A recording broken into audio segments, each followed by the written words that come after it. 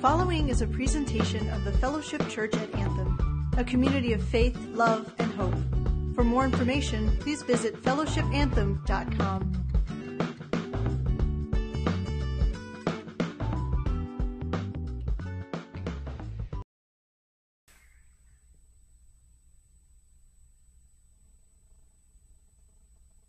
Nice job.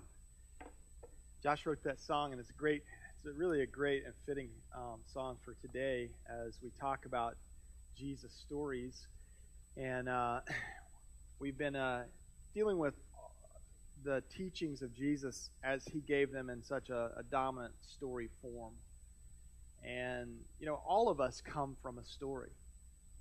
Our life is a story. If you were to ask somebody for the first time, hey, who are you?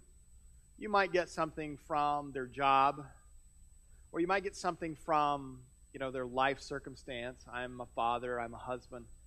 But when we really dig down into people's lives, if they were to really tell us who they were, they couldn't do so without telling the narrative of their life. Because we are all a story. All of us have been, in unique ways, shaped by the environments and the experiences and the people that have come in and out of our lives. So we are all the product of our own story. Jesus knew that, and that's why one of the dominant teaching models that he used was that of story. In fact, in Matthew chapter 13, the scripture says that Jesus used stories when he spoke to the people. In fact, he did not tell them anything without using stories. So God's promise came true, just as the prophet had said, I'm going to use stories to speak my message and to explain the things that have been hidden from the creation of the world.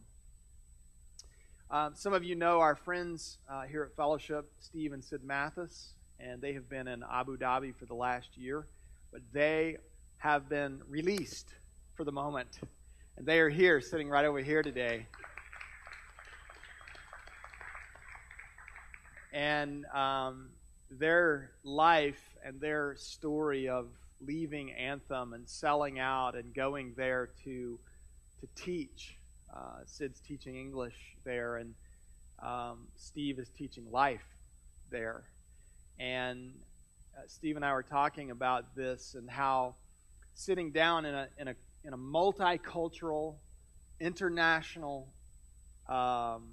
melting pot of people. It's fascinating to recognize that this person sitting across the table from me comes from their own story. And how sometimes those stories cross paths. And Steve was telling me last night about going downstairs to work out in the gym in their apartment building and meeting a gal there, and they had on like some, ASU paraphernalia in Abu Dhabi, right? So Steve, being the shy introvert that he is, strikes up a conversation with this gal. And she's like, yeah, we're from Arizona. Oh, really? Well, I'm from Anthem. Oh, my parents live in Anthem. Really? Well, we lived over on certain street. Oh, my parents lived over in such and such. And it turns out it's like right around the corner. Sometimes you have to go to Abu Dhabi to meet people that you can't meet on your block.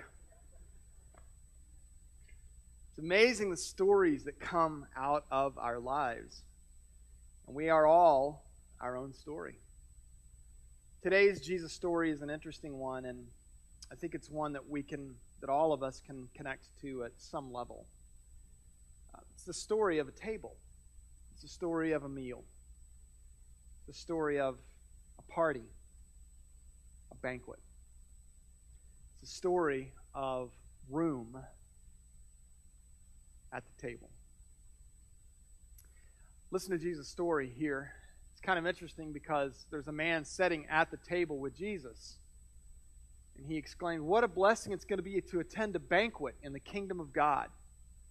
Because Jesus had just told this little micro story about how these people were coming in and they were all sitting down for this party. And they were desiring the best seats in the house. And Jesus is like, don't posture yourselves trying to get the best position. That's not reality. Just come in and connect with the people around you. In fact, take the lower seats and let God do the promoting. So this guy says, that's what I'm talking about right there, Jesus. You are the man. You know what you're talking about. That's awesome. By the way, I can't wait to have a party when your kingdom is right here among us. And Jesus then launches into another story. In fact, the scriptures even say that. Jesus replied with this story. Not this sermon, not 3 points in a beautiful poem.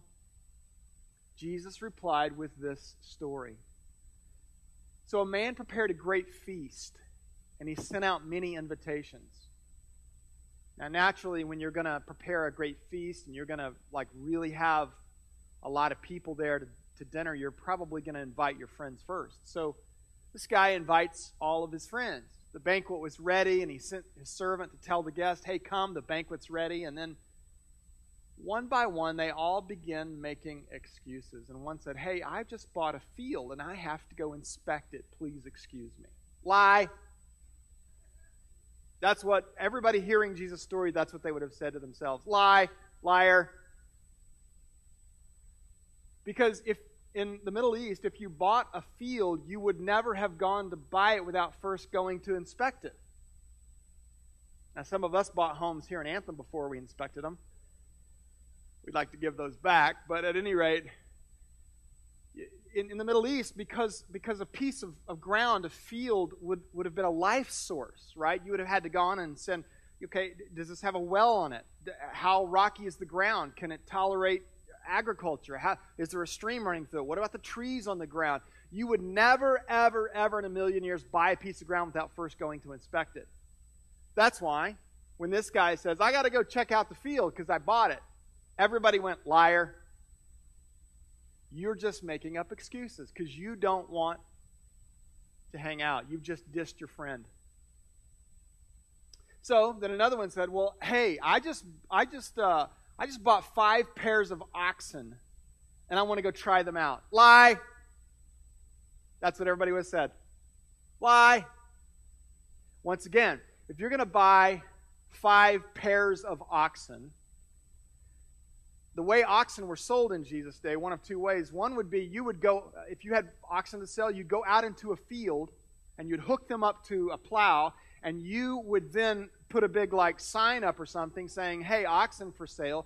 And if you were interested in buying the oxen, you would never purchase the oxen without trying them out in the field. So you'd get behind, you'd get on the plow, and you'd ride those oxen to make sure that they were all working together and the team was working and all that. And so when this guy says, hey, I bought these oxen, now I got to go see if they work, everybody would have said, lie. Not true. Not true. Another excuse. Another opportunity for you to disconnect. You just dissed your friend. And so it'd be like you and I calling our spouse and saying, hey, honey, I just bought 5 cars today, and I got to go try them. I can't make anniversary dinner tonight. Right? And she'd be like, I hope they're big cars because you're going to be living in them. So then another one says, I have a wife, so I can't come.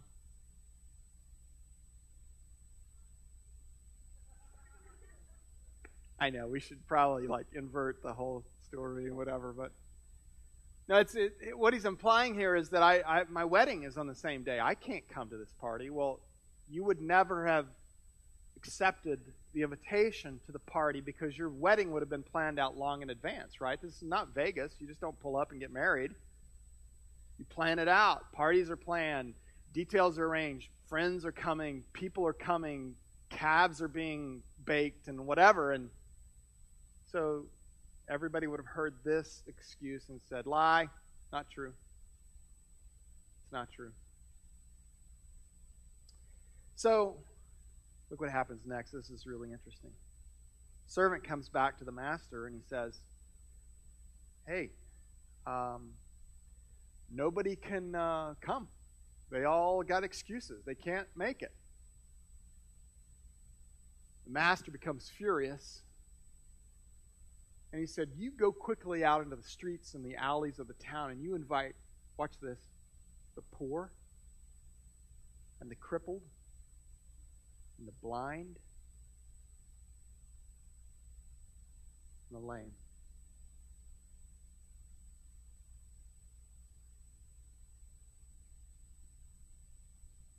And after the servant had done this, he reported, there's still room for more.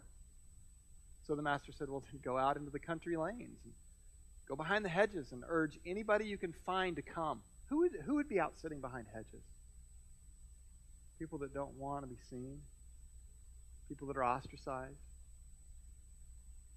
People whose lives are broken. Urge them to come. Anyone you can find so that the house will be full. For none of those I first invited will even get the smallest taste of my banquet.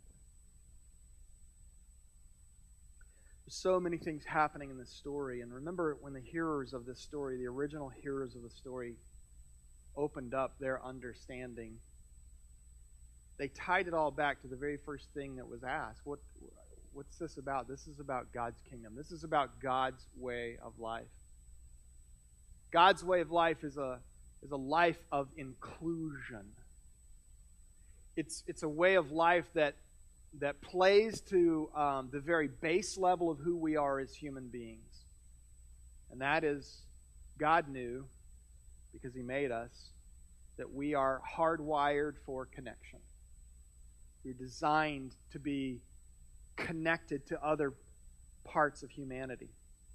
God built this deep desire to link our lives to other people within us.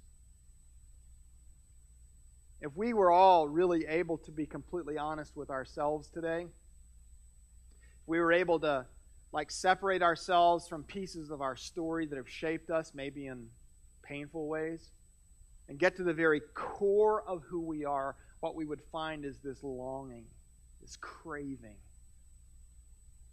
this hunger to be in deep relationship with other people.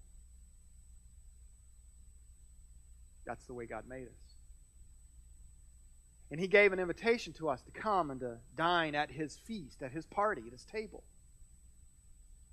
And in this story, we have two groups of people. Those who look at the invitation of the Master and go, you know what, I probably got other things to do. I got better things to do than just hang out and connect with people.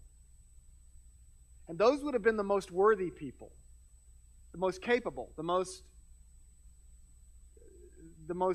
opportune people. They're His friends. Come, hang out. And when they decline, He sends out the servant and says, go invite all the people that don't deserve to be here. And Jesus in the end would say that's really what the kingdom is about. Those who think they least likely deserve it the most. Now, granted, some of us are more wired for connection than others. Social interaction comes easy for some of us. Others of us, it's hard. And yet, still at the base of who we are, even for those of us who social connection might be hard, there's still a need for it. God made you to be connected to other parts of humanity. But what often happens along our life is that we encounter something that causes us to disconnect from other pieces of humanity. And that thing that disconnects us from other people is what we would call shame. Shame is this disconnector. It's the fear that you're going to find out something about my life that I may not like you to know, and that if you do, you might leave me. You might not want to hang out with me. You may not want to be at the party with me. If I put all my cards on the table and you really know who I am, you may not want to stay at the table with me. Well, that's called shame. We've all probably encountered shame at some point in our life. We've all encountered something that we did, something that we said, something that happened in our lives that if everybody knew it, we were afraid they wouldn't want to be with us. And so we cover it up. We hide it, we press it down, and little by little that shame starts taking over. Maybe somebody said something to us early in our existence that caused us to feel shame. I was in Fry's parking lot a couple days ago, and I saw this teenager walking out of the Fry's store, and he had a bouquet of flowers. And he had a look on his face that would have said, "These are not for my mom. These are for someone very special." And it was really interesting. We met right in the sidewalk, and so I was able to see this display of love in his hands. But it was kind of interesting, the posture that he was holding it way out here. And of course, I'm studying this human behavior, and I'm like, okay, well, is he afraid there's something in the flowers? He doesn't have the tools to be able to understand what these flowers represent to the person he's going to give them to, but somehow inside he knows he's supposed to. He's holding them out here in hopes that if his friends see him with a bouquet of flowers, they might give him shame, right? It was such a great thing. I mean, he had this big smile on his face and sort of a grin, but at the same time there was fear. Right? These are not me. Shame, great definition for it is that intense feeling or belief that I'm flawed and that I'm therefore unworthy of belonging or acceptance. We probably all at times in our life have been shamed. In fact, part of our culture is kind of built on that, right? Shame on you. Shame on you. Shame. Think about that phrase. Maybe someone said it to you at some time. Maybe it shame on you. That sounds painful, doesn't it? Especially when it's connected to the universal noise for shame. Tongue clicking. Right?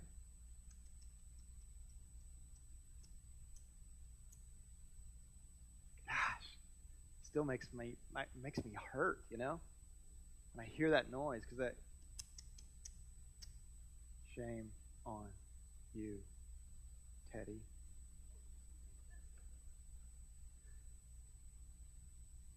So what happens to us? We grow up with this shame thing as a part of our culture, and yet it's so unnatural for us. It begins to shape us over time. We start believing that we're not worthy of connection, that we're not worthy of belonging.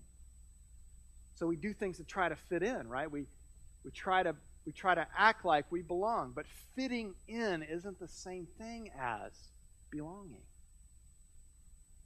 You can dress in certain ways, act in certain ways, talk in certain ways to fit into the crowd, but it doesn't mean I belong.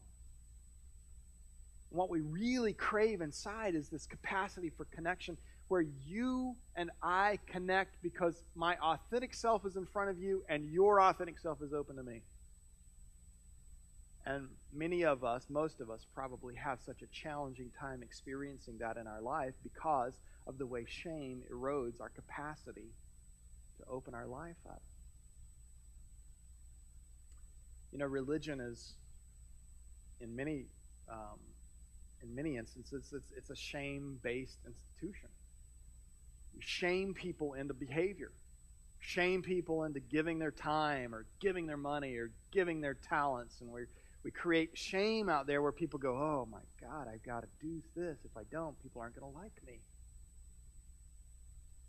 And it keeps people in a prison of performance where they just keep showing up, keep doing the same thing, and there's no life, there's no energy in it. But if I don't, shame's going to push me down. Shame is different than guilt. Guilt is actually a good thing. If I do something that I should not do and I feel guilty for it, that's a good thing. That makes me aware. It alerts me to the fact that I did something wrong. Whereas shame says, I am something wrong. Big difference.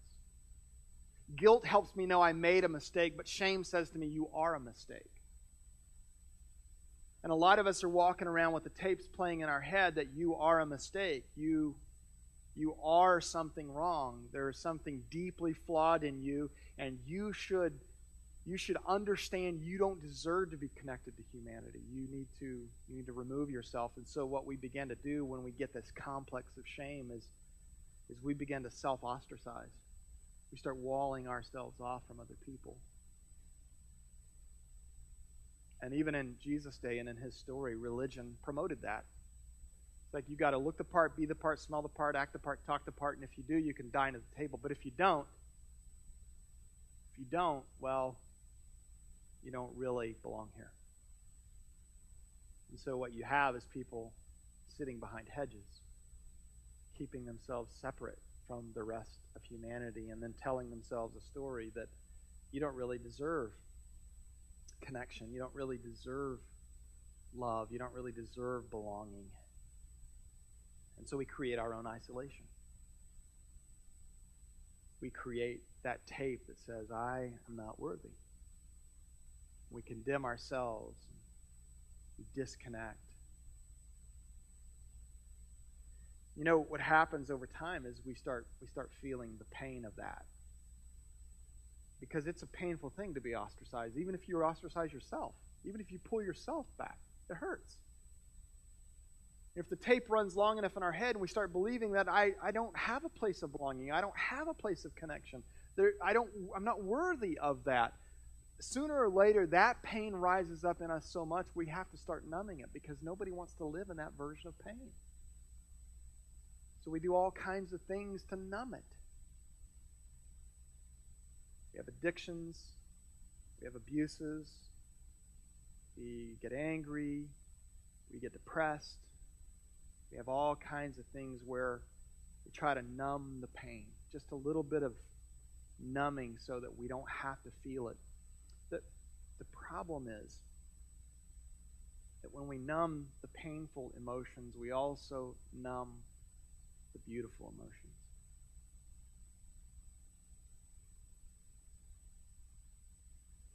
It's one of my top 3 least favorite places to go. It's the dentist. See, I just said it, and some of you went, oh my God. It's painful, right? We associate pain with the dentist. And one of the things that's painful about the dentist is when you go in to have some work done and they they have to fill a cavity or something and they shoot numbioid.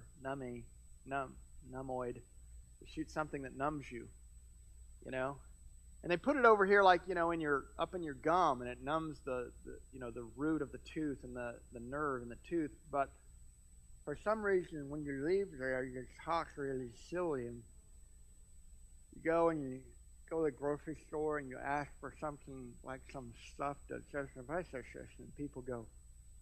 And then we feel obligated, right? I mean, it would be awesome if after we left the dentist there was a little badge we could wear. I just been to the dentist. We wouldn't feel obligated to have to explain that to everybody, right? Like, why are you talking weird? Because I got my cavity filled. Your cavity's not in your tongue. I know, but it's hard to put it and I got my tongue. Right? Same thing is true with our emotions. We have emotions of pain, discouragement, anger, defeat. We try to numb that. Numb it. So we don't have to feel it. The only problem is we also numb joy and gratitude and love and compassion. So, how do we deal with it then? How do we deal with the shame? Can't numb it. That doesn't work. So what do we do to deal with the shame? How do we overcome it? There's really only one antidote to shame, and it's excruciating vulnerability. It's a willingness just to open up my life and go, you know what? Here I am. Here's who I am. Here's all my junk. Here's the good. Here's the bad. Here's the ugly. Here it is. Here's who I am. I'm authentic. I'm me. You probably know some people that live like that, and maybe secretly we admire those people. We're like, gosh, I wish I could be more open like that. I wish I could be more unconcerned with what other people think about me. That is the secret, right? That's the key to living not who other people think I should be, but who I actually am. It's vulnerability. I've got to be willing to take the shots and go, you know what? I might not like that, but this is who I am. And if we're going to do that, and if there's ever a place where that could happen, it should happen at church. And yet church often is the place where we push people into boxes, or maybe, better said, we shame people into boxes. The church ought to be the place indicated by Jesus' story where everybody is welcome at the table, because it's a table of brokenness. This guy invited all of his buddies to the table, all the people that deserved it because of the depth of relationship that they had. And those are the guys that said, you know what, I just don't know that I really have time to connect. I got to take care of my whatever. Okay. So he opens up the table and he says, this is really what my table's about. It's for those who are broken but can't hide it. Right? You can't hide it. If you're blind, you can't pretend like you're not blind. Very quickly you run into something and everybody goes, oh, she's blind. If you're crippled, there's no hiding it. If your leg doesn't work right, you can't pretend. It's just like, oh, okay, I get it. I get it. If you're deaf, everybody knows you're deaf. And in Jesus' day, all of these external pieces that would have defined people as being unworthy to be sitting at a table of cleanness, Jesus said, this is actually what my kingdom's all about. The most broken, the most hurting. And we look at these sort of painful places of life today, and we don't necessarily ostracize people like that. Poor, crippled, blind, lame. Maybe sometimes we do just because we don't know how to relate. Or we don't intentionally cast them out. We don't intentionally unfriend them. You have a friend on Facebook, and all of a sudden you realize one day, oh, they got their eye put out. Oh, unfriend. No, we don't do that. Or do we? Maybe somebody in our life has a point of blindness in their life where they can't see their own issues. We unfriend them. Or maybe somebody's got a chronic issue in their life that just keeps coming up. It won't go away, and it's a big piece of brokenness for them. Are they welcome at our table? Or do we unfriend them? Jesus says, my kingdom is a kingdom where the table is set for all. But it's set most for those who are perceived to be the least likely to deserve it. You can't really hide our brokenness. We've become really good at it, particularly in plastic suburbia. You dress it up, put enough veneer on the outside, right? Smile, say the right things. How's it going? Great. Oh, it's going great. Lie. Everybody knows it. Just can't say it. What if we did? How's it going? Sucks. This week sucks. I don't know. Next week will probably be better, but this one sucks. I love you. Wouldn't that be great? It requires a level of vulnerability, and in our culture, it doesn't lend itself to that because we seem to reward the strong. And yet our heart craves for the authenticity of people that will step up and go, you know what? I got good stuff in my life, and I got bad stuff in my life. And if you want to love me, you get both. You get both.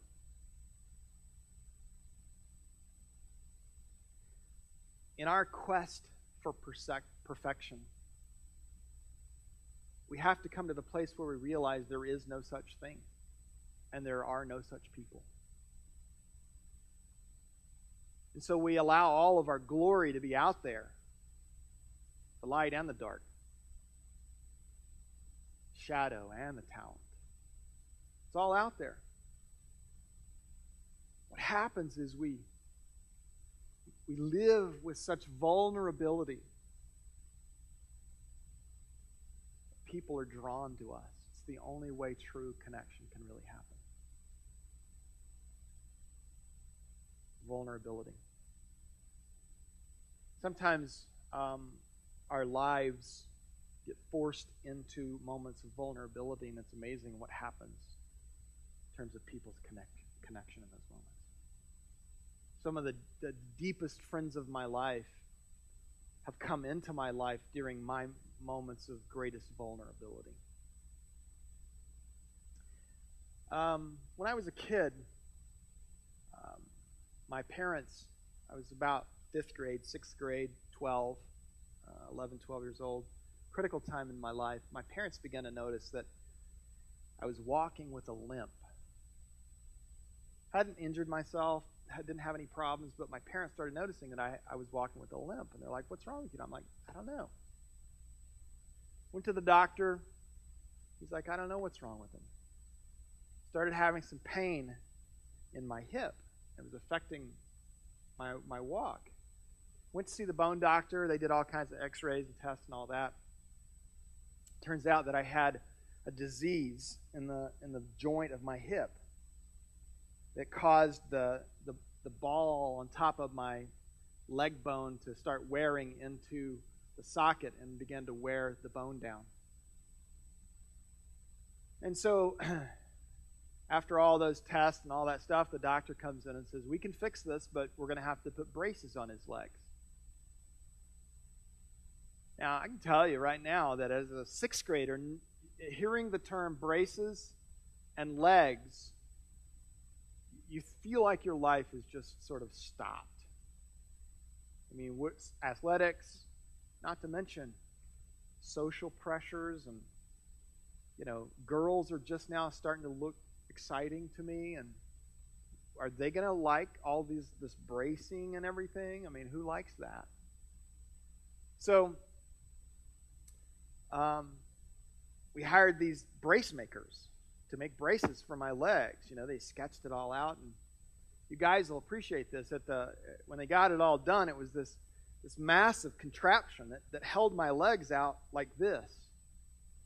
And at the bottom of it, they took 2 ball joints from a Chevy, so that in the center there was a post, and I could swing my leg like this, one at a time, and then with crutches, I was able to maneuver.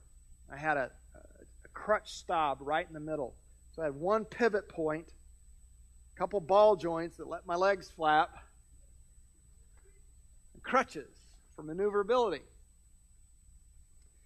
And, there were moments where it was just unbelievable forced vulnerability. I can remember going to this middle school in this rural town in Oklahoma, and we had these, all the floors were wooden because the school was built in like 1740 or something. All the floors were wooden, and they shellacked them, with pig grease or something. I don't know, but in Oklahoma we get rain and we also get snow, and these were long before the days when handicap access was required, even for retrofitting old buildings. And so walking down these halls, when the floor got wet, it was not uncommon for those crutches to go flying out from underneath my arms, and for me to find myself looking straight up from the floor, and all of my friends and peers kind of walking by, some of them not quite knowing how to deal with that. There's always one or two friends that would stop looked down at me. What are you doing down there? And they would reach over and grab me by the hand and help me back up. And then they would go over and pick up my crutch and pick up the other crutch and tuck them under my arm and grab my books for me and carry them to the next class. And began to see really quickly at that moment of forced vulnerability where the real connections of life were for me. My parents didn't have a good way to get me to school. We didn't have a van. We had a station wagon. You guys remember what those are? It's like a hearse. And I hate to even mention this, but ours had wood grain paneling on the side. And my parents would open the back hatch of that station wagon, and I would kind of heave myself up onto the lip and then push myself back in there. And I would, wherever we went, I would ride looking out the back window while everybody else looked forward. And I remember the very first morning that we pulled up in front of that middle school, and my parents came around and opened the hatch up and got me out, and I looked over, and I remember seeing a large group of kids standing over there. All my peers, all my friends. And it was an interesting moment to see out of that group of, several dozen kids. Is anybody going to come over and connect with the kid with braces climbing out of the hearse with wood grain paneling? And the one or two that did made themselves vulnerable in a moment of my forced vulnerability. And connections occurred.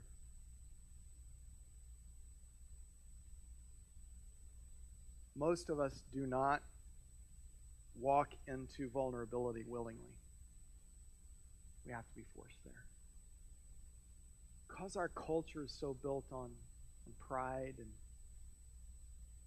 ego, and so built on being strong, we don't willingly lay out our brokenness. But in a moment for me as a child, soon to be teenager, my brokenness could not be hidden. It couldn't be hidden. I learned a lot of lessons about life in that moment of time, those months and months when I wore those braces and walked around with those crutches, watched people look at my contraption. Learned a lot about life. I learned a lot about people. I learned a lot about myself. One of the interesting things that I learned as I was thinking about this story today in my life is that in those moments of forced vulnerability when our brokenness cannot be hidden, it's just out there, and real connection happens. We so often move forward from those moments and retreat back into our hiddenness. We cast off our vulnerability when we're not often forced to, and we just begin to cover up. We begin to move back into shame. Shame on you.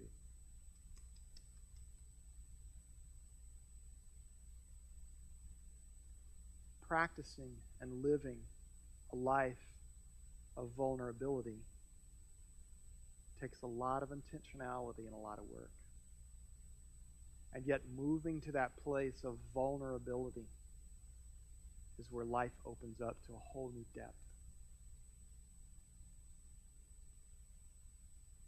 Nikki and Josh and Jim are going to come right now, and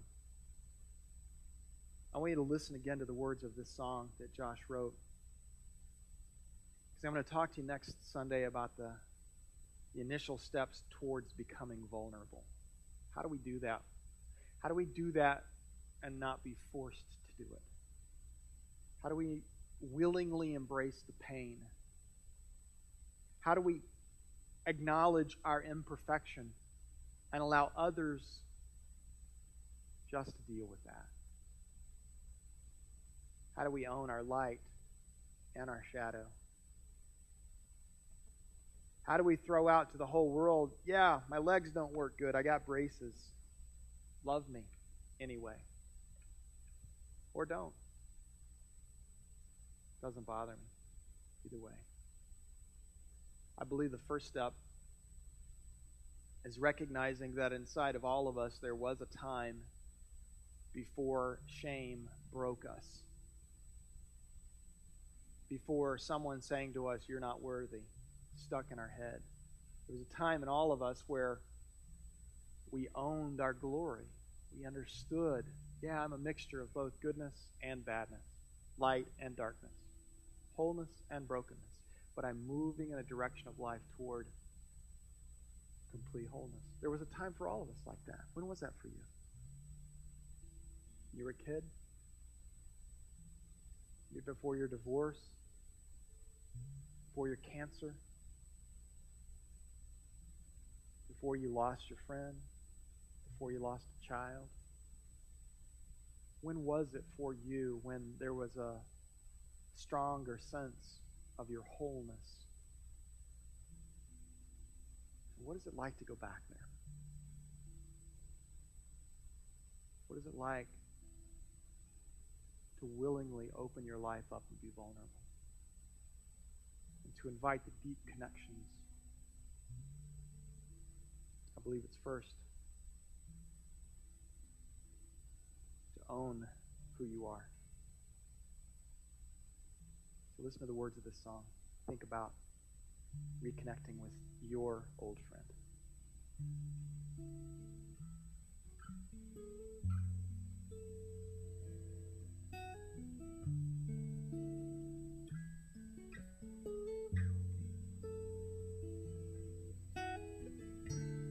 If I was running out of time before it was too late, would you beg me to change my mind?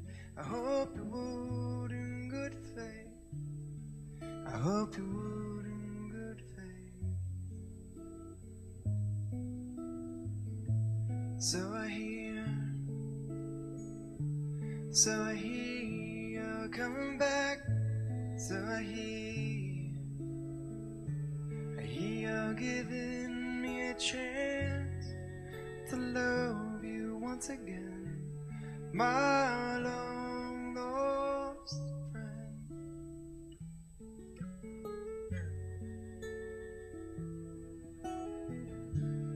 Is it so hard to believe I could turn out this way? Is the devil's game to deceive? Though it's my choice to play, Lord, it's my choice to play. So I hear you're coming back. So I hear you're giving me a chance to love you once again, my long lost friend, my long lost friend.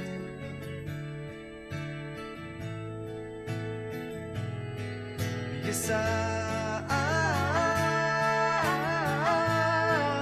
I'll make it right, just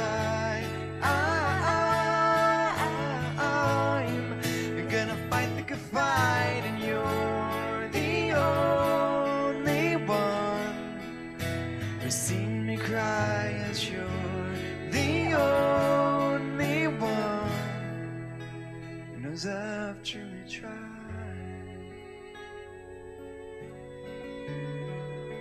You know I've truly tried.